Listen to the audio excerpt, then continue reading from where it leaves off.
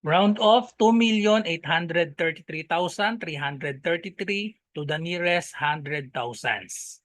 Okay, so pag nagra-round off, ang tingnan lang natin yung 100,000s place. So nasan ba dito yung 100,000s place? So that is 8.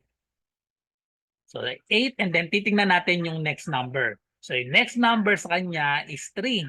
So anong rule natin? Kapag 0 to 4, idadrop natin lahat ng nasa right. Kapag naman 5 to 9, mag-add tayo ng 1. Okay, so dahil ang next number pagkatapos ni 8 ay 3, 0 to 4. So ang gagawin natin, idadrop natin lahat itong mga numbers dito, papalitan natin ng 0. So therefore, the answer is 2,800,000, which is letter D. Follow for more.